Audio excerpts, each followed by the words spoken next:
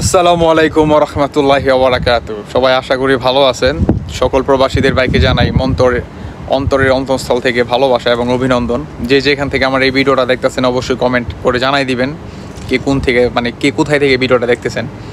তো আজকে হচ্ছে আপনার দারুণ একটা সুখবর আমাদের বাংলাদেশের জন্য, তো সকল প্রবাসীদের জন্য হতে পারে ইনশাল্লাহ। তো যারা নাকি আওয়ামী লীগ করে তারা আমার ভিডিওটা স্কিপ করতে পারেন, বা ভিডিওটা আপনার জন্য না। আর আরেকটা কথা হচ্ছে, সুখবরটা হচ্ছে এটা যে বর্তমান হচ্ছে আমাদের মাননীয় প্রধানমন্ত্রী শেখ হাসিনা, তিনি হচ্ছে পদত্যাগ করে এই লেটারটা জমা দিয়ে তিনি কিন্তু দেশটা কিন্তু ছাইড়া দিছে। সেটা কি অনেকে জানেন? তিনি পদত্যাগ লেটার দিয়ে তিনি দেশ থেকে পালাইছে। তো দেশ থেকে পালাইছে, ইভেন কি বর্তমান কিন্তু আপনার গণহত্যা চলতেছে, কোনো যোগাযোগ নাই, কোনো কিছুই নাই। ইভেন কি আপনার যোগাযোগ কেন নাই এইটাও কিন্তু উল্লেখ করছে, কেন যোগাযোগ নাই সেটাও বলতেছি। এখন বলি বর্তমান কি গণহত্যা চলতেছে। তো অনেকেই দেখছেন আপনার এই আন্দোলনের ভিতরে যারা নাকি আপনার মূল যারা নাকি ফোকাসে ছিল, আপনার এই মানুষ যাদের নাকি ফোকাস করছে, যাদের মাধ্যমে নাকি এই আন্দোলনটা আসলে শুরু হয়েছে, যারা নাকি লিড দিছে, তাদেরকে কিন্তু মনে করেন আপনার বাসায় থেকে ধরে ধরে কিন্তু নিয়ে মনে করেন হত্যা করতেছে। এটা কিন্তু অনেকেই জানেন, এটা হচ্ছে গোপন সূত্রের কথা। এটা আমি কোথায় থেকে পেলাম সেটাও বলতেছি। আচ্ছা, বইলেই দিয়ে কোথায় থেকে পেলাম, এটা হচ্ছে আমাদের বাংলাদেশের জনপ্রিয় একজন সাংবাদিক আছে না, ইলিয়াস ভাই। তো ইলিয়াস ভাইয়ের হচ্ছে সেই থেকেই হচ্ছে আপনি একদম পিওর খবরটা পাইছি। তো বাংলাদেশে বর্তমান যে অবস্থা 1971 সালে কিন্তু সেম, যখন নাকি দেশ মনে করেন আপনার প্রায় শেষ হয়ে যায়, আপনার বিজয়ের প্রায় হয়েই গেছে, ঠিক তখনই কিন্তু গণহত্যা চলে। সেই গণহত্যাটা মনে করেন করছে কেটা? ভারত। সেটা কি আপনারা জানেন? সেটা অনেকে জানেন না। সেই গণহত্যাটা চালাইছে হচ্ছে ভারত, বুঝতে পারছেন? পাকিস্তানিদের মনে করেন আটকায়া তাদের পোশাক পরে মনে করেন আমাদের বাংলাদেশের যে মনে করেন বড় বড় যে মনে করেন জ্ঞানজীবী বা বড় বড় যে মানুষ ছিল, তারা তো আসলে যুদ্ধ করে নাই, তাদেরকে হচ্ছে ধরে ধরে হচ্ছে আপনার হত্যা করছে। তো বর্তমানেও কিন্তু সেই একই অবস্থা, যত বড় বড় আপনার দেশপ্রেমিক আছে তাদেরকে কিন্তু দেখেন ধরে ধরে মনে করেন হত্যা করতেছে, বুঝতে পারছেন? তো এইখানে আসলে ভারতের একটা বড় একটা চাল আছে। এই হচ্ছে বর্তমান পরিস্থিতি। আমি আরেকটা কথা বলি এর সাথে, যারা নাকি বর্তমান আমার এই ভিডিওটা দেখতেছেন প্রবাস থেকে, কারো যদি আত্মীয় স্বজন এই লাইনে এই আন্দোলনে থেকে থাকে বা ওই ধরনের কোনো ফোকাস হয়ে থাকে, একটা কথাই বলবো কি, আপনার মোটামুটি কিছুদিন একটু আড়াল হয়ে থাকতে বলেন। যদি তার নামে কোনো তার নামে যদি কোনো মামলা হয়ে থাকে, সেই ওজনে আপনার কোর্টে যাতে সেই জন্য হাজিরা দিতে না যায়। কেননা সে যদি হাজিরা দিতে যায় তাহলে কিন্তু এই মনে করেন এই সরকারের অধীনে কখনো কিন্তু ন্যায্য বিচারটা তো হইবই না, ইভেন কি মনে করেন আরও অত্যাচারী। এটা তো অনেকেই মনে করেন আশা করি বুঝা গেছে। এর সাথে আরেকটা কথা হচ্ছে, আমাদের যে বাংলাদেশের যে সেনাবাহিনী আছে তাদেরকে সেলুট জানাই, তাদেরকে সালাম জানাই, এবং অন্তরের অন্তঃস্থল থেকে ভালোবাসা এবং অবিরাম ভালোবাসা এবং শুভকামনা। তারা কিন্তু ছাত্রদের মনে করেন একদম টোটালি পক্ষে, কারণ তারা হচ্ছে আসলে দেশের সেনাবাহিনী, তারা হচ্ছে দেশের জনগণের স্বার্থে, তাই না? তারা তো হচ্ছে আপনার ওই যে কারো গোলাম না, কারো আপনার টাকায় কেনা না। তো তারা কিন্তু আপনার একটা অনেকে হয়তোবা এই ভিডিওটা দেখছেন কিনা জানি না, তারা কিন্তু দেশে রাস্তায় যে নামছে ছাত্ররা যে আন্দোলন যে জারি রাখছে, সেনাবাহিনীর গাড়ির উপরে উইঠা তারা মনে করেন মিছিল করতেছে বা করতেছে, সেইটা করতেছে।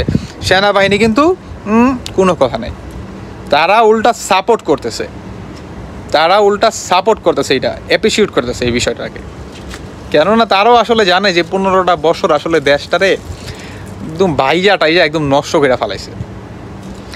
এখন বলি যে ওই যে নেটওয়ার্কের কথা, যে নেটওয়ার্কটা আসলে কেন গেল। তো একটা আওয়ামী লীগের একটা ছাত্রলীগ বলি না, আমি কুত্তা লীগ কি কই, কেউ মাইন্ড করবেন না, যে কুত্তা লীগ আছে, সেই কুত্তা লীগ বলে যে আপনার এই কি বলে নেটওয়ার্কের যে আসলে বড় একটা আপনার আপনার আমাদের বাংলাদেশে যে জায়গাটা, আসলে সেই জায়গাটা আমার অ্যাকচুয়ালি সেই জায়গাটার নাম আমার মনে হইতেছে না।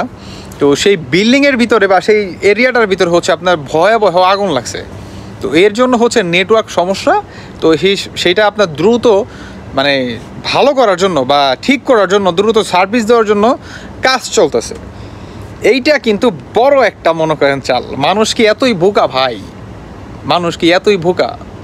বলেন, মানুষে কি আপনারা কি মানে এতই বোকা মনে করেন? দেশটা কারো বাবার না ভাই।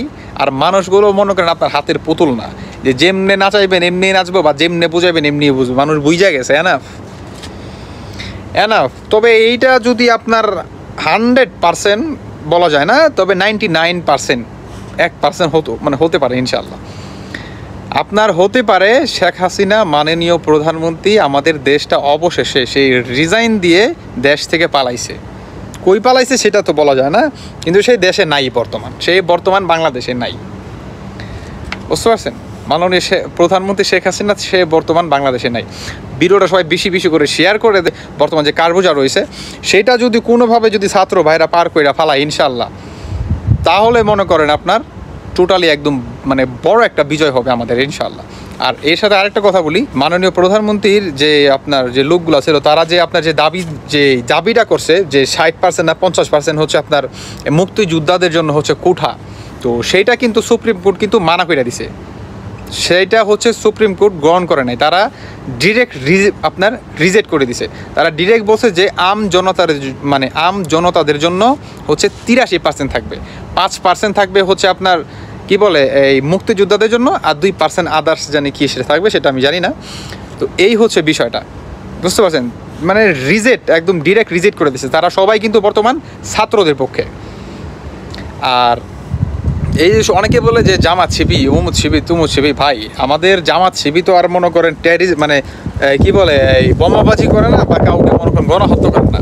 আমাদের গর্ব, ঠিক আছে, আমাদের গর্ব। তারা তো মনে করেন কোনো ওই মানে কেউ বম মারে ওরা হয় না, কেউ মনে করেন ওই যে গণহত্যা করে না, কেউ গুলি করেও মারে না। বুঝতে পারছেন? তো এই ধরনের যারা নাকি ভাই সাংবাদিকরা নিউজ টিউজ করেন, একটু সাবধানে করবেন ভাই, এগুলো ভালো না। দিন শেষে একটা কথা মাথায় রাখেন যে আপনিও কিন্তু মুসলমান ঘরে যদি সন্তান হয়ে থাকেন আপনারও কিন্তু মরতে হবে। আখেরাতের নামে একটা বিষয় আছে, কবর নামেও একটা বিষয় আছে, সেখানে কিন্তু আপনাকেও যেতে হবে। ইভেন কি এই আখেরাতের ফেস টু ফেস কিন্তু আল্লাহ কিন্তু আপনাকে অবশ্যই সেই মোকাবেলা করাবে। অতএব সাবধান। তো গাইস, আমি আর কথা বাড়াবো না, ভিডিওটা ছিল এই পর্যন্তই। সবাই ভিডিওটা বেশি বেশি করে শেয়ার করে দেন, কেননা জানার দরকার আছে যে আমাদের মাননীয় প্রধানমন্ত্রী অবশেষে রিজাইন করে দেশ থেকে পালাইছে। আল্লাহ হাফেজ গাইস, আল্লাহ হাফেজ। আর অবশ্যই চ্যানেলটা সাবস্ক্রাইব করে লাইক কমেন্ট শেয়ার করে পাশে থাকবেন।